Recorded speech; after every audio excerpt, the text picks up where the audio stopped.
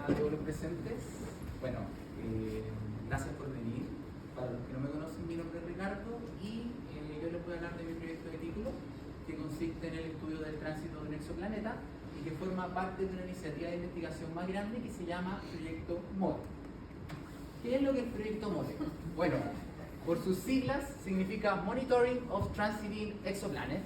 Está enfocado en el monitoreo continuo de tránsitos de exoplanetas, donde principalmente se enfoca en detectar variabilidades en los tránsitos exoplanetarios, destacándose dentro de estas las TTVs, que son variaciones en los tiempos de los tránsitos, TDVs, que son variaciones en las duraciones de los tránsitos, TPM, que son variaciones en los parámetros de los tránsitos, así como también prepara campañas futuras como la fotometría de tránsito y eclipses secundarios en el infrarrojo cercano, confirmación de candidatos a planetas con el telescopio espacial TESS de la NASA, espectroscopía de transmisión para el estudio de atmósferas de exoplanetas, detección de nuevos planetas y la integración de estudiantes de pregrado. Se obtuvieron particularmente 79 noches de observación para el proyecto MOTE bajo el Observatorio del Sur Speculus, ubicado en Cerro Paranal, que son los 4 telescopios que se encuentran acá y operan de forma robotizada y remota. Y estos están orientados a la búsqueda de planetas que eclipsan estrellas enanas ultrafrías.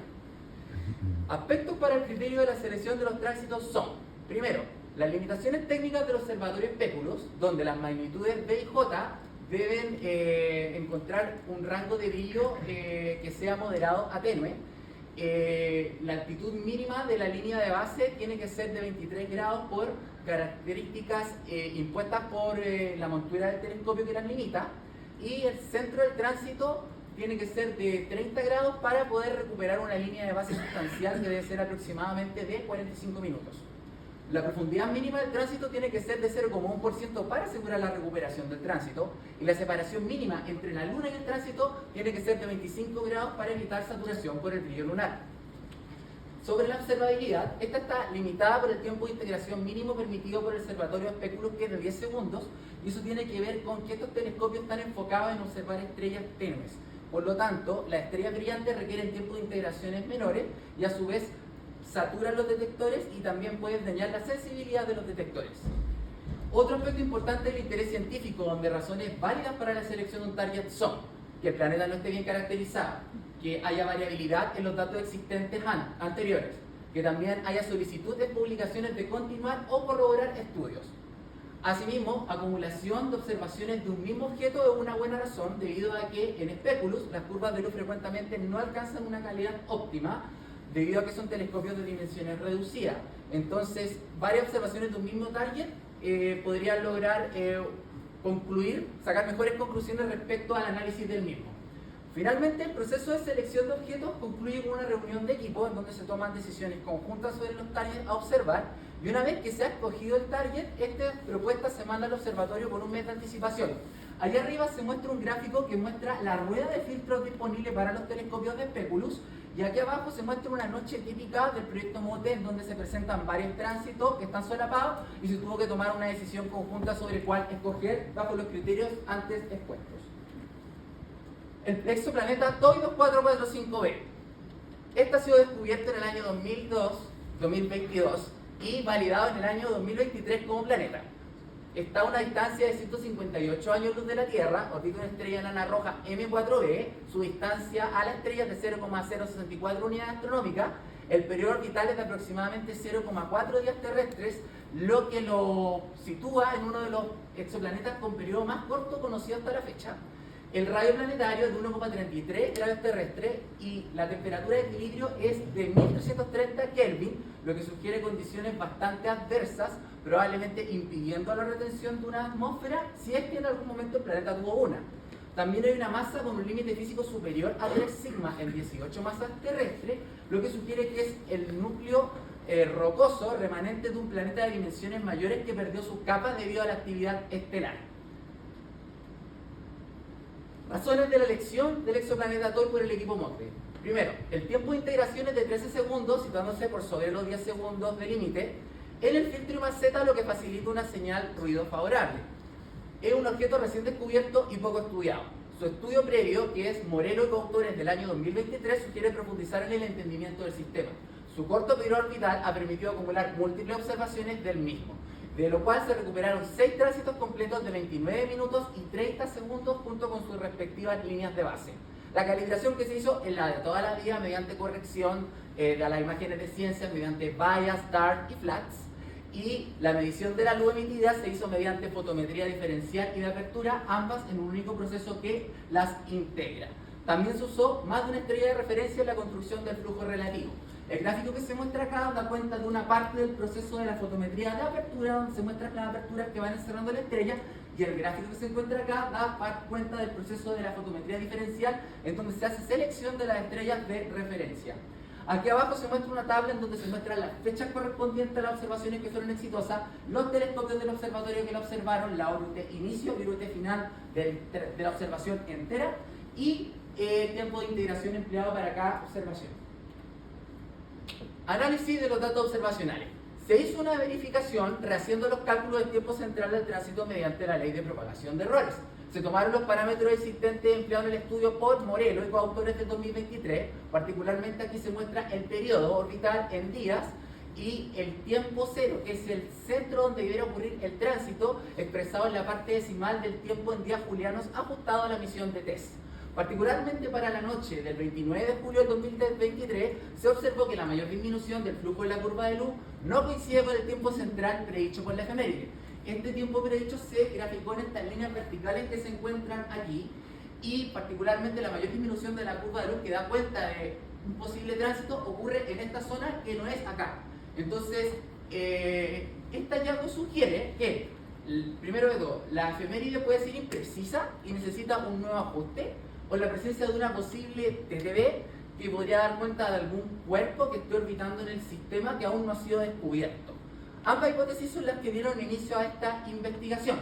Acá se demuestra una noche, o sea, la tabla donde se hicieron los cálculos del tiempo cero mediante la ley de propagación de errores, y la parte que nos interesa es el T0 en la unidad de JB-TDB, que es la corrección baricéntrica aplicada al día juliano en su parte decimal. Aquí se muestra otra noche como referencia en donde sí coincide el cálculo que he hecho con la efeméride con la mayor disminución de la curva de luz, que es lo que se esperaría, pero no ocurrió en el caso de arriba. Entonces se procedió a hacer un modelamiento de las curvas de luz mediante un método computacional llamado Marcus-Chain Monte Carlos, por sus siglas en abreviatura MCMC, donde el objetivo era encontrar los mejores parámetros del modelo que pudieran describir la curva de luz. Se ocupó la base polinomial expuesta acá arriba, y los parámetros que se dejaron libres fueron el tiempo cero, expresado en las unidades que anteriormente mencioné, el radio del planeta normalizado al radio de la estrella, los coeficientes C0, C1 y C2 del polinomio que se encuentra ahí. Los parámetros fijos que se usaron para poder encontrar el tránsito son los extraídos de la fuente de Morelo y coautores, que son los que están acá, son los que dan las características intrínsecas del tránsito que permiten encontrar el tránsito. Y como parámetros libres, se dejaron los que están acá, y estoy acá mostrando los resultados obtenidos con los mejores modelos que se encontraron para los parámetros. Esta imagen es un ejemplo de referencia de la noche de julio, donde se muestran las relaciones que hay entre las distribuciones de los parámetros. Análisis de los modelos obtenidos. Bueno, se hizo una comparación de lo observado con lo calculado, y lo observado es lo que el MCMC proporcionó como resultado. Lo calculado es lo que yo calculé mediante la ley de propagación de errores para el tiempo cero, y para el radio planetario lo que proporcionó Morelo. Esto se expresó como una diferencia O menos C, tanto para el T0 como para el radio planetario. En general, el radio planetario calculado y el tiempo cero calculado poseen errores con un orden de magnitud de 10 a la menos 3. Las diferencias O menos C resultan en su mayoría de los casos dentro de ese orden de magnitud, con la excepción de la noche del 29 de julio, que es la que motivó esta investigación, y se añade la noche del 11 de diciembre. Aquí la diferencia O menos C posee un orden de magnitud de 10 a la menos 2, encontrándose fuera de los 3 sigma. Eso se puede ver en el gráfico que se encuentra aquí, donde la línea roja indica lo calculado, lo que se debería llegar.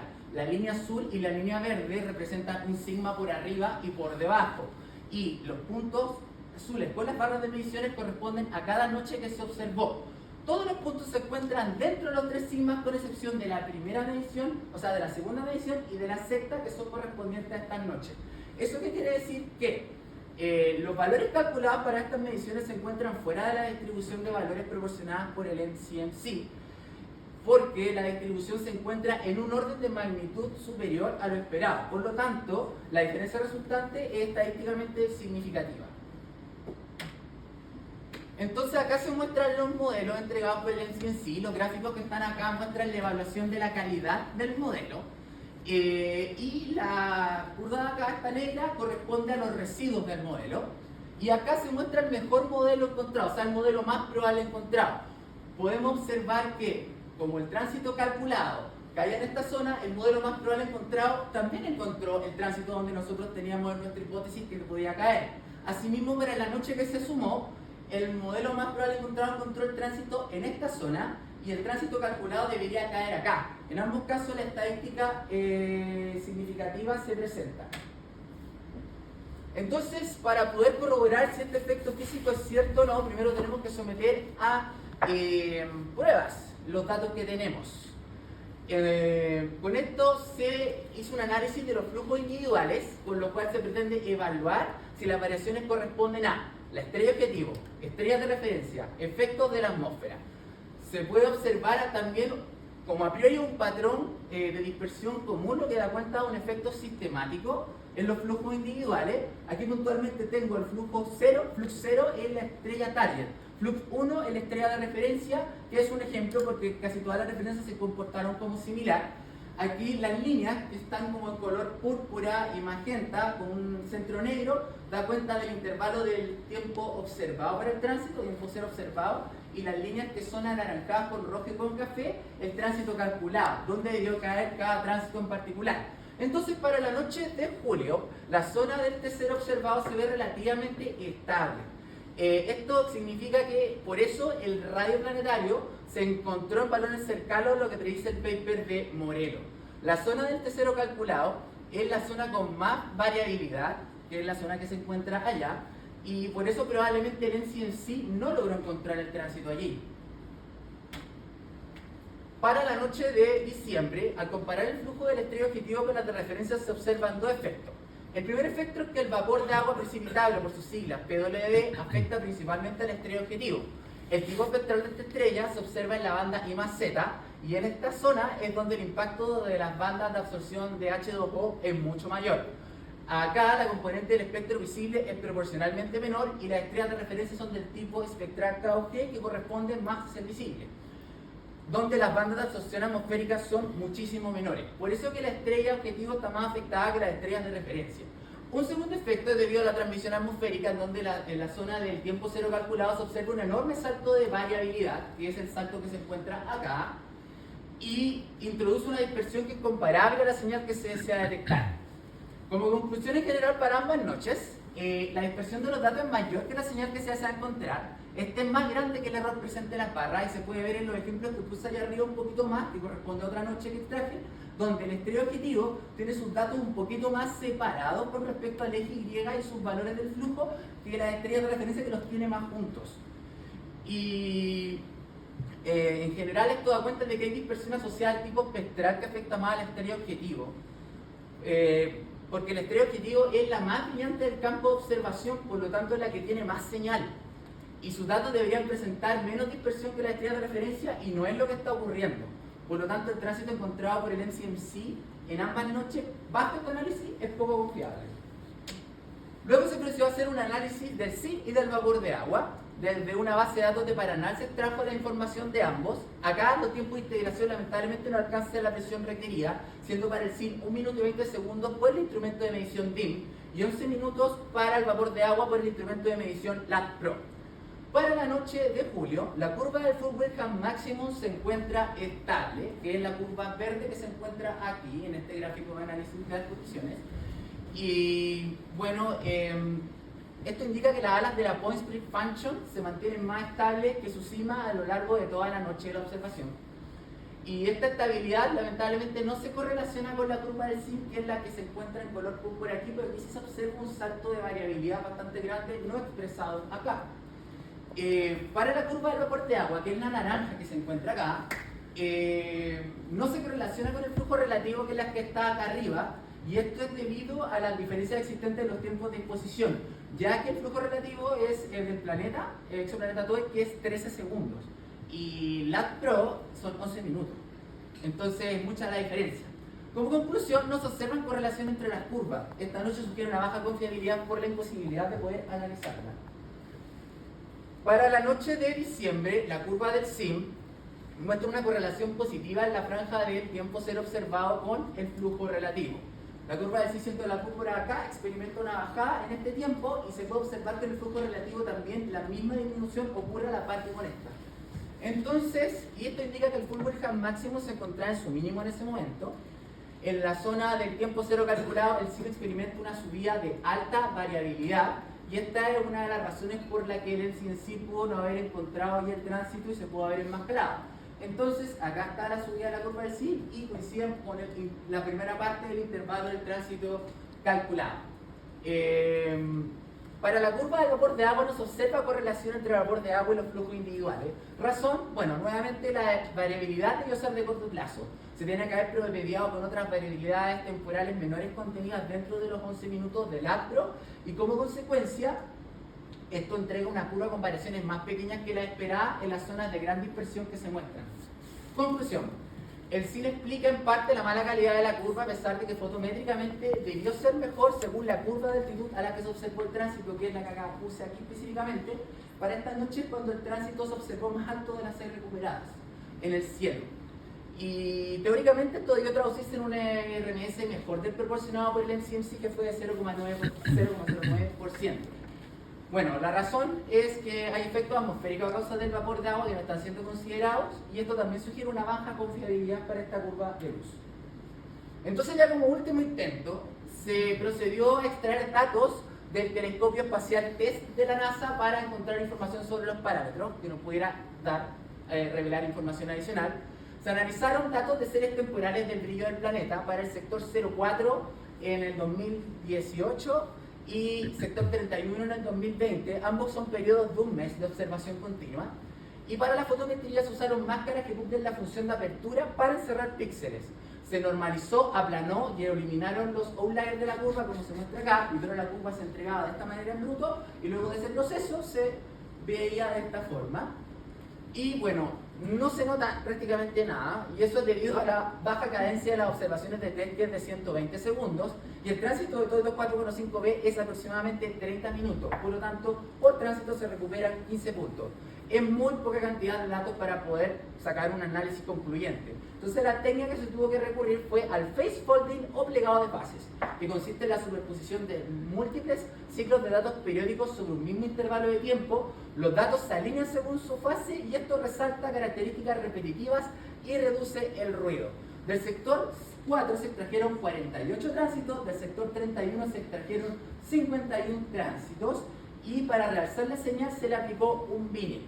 Hay que destacar que los datos se alinean en torno al valor 0, el valor 0 es el centro y el tránsito tiene que caer justo en el centro del 0. El tiempo 0 se convierte en 0 en este caso y que esté en torno al 0 daría cuenta de que estamos mapeando bien lo que se esperaría.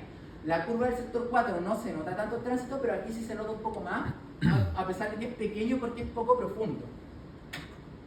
Entonces se volvió a hacer un modelamiento mediante MCMC.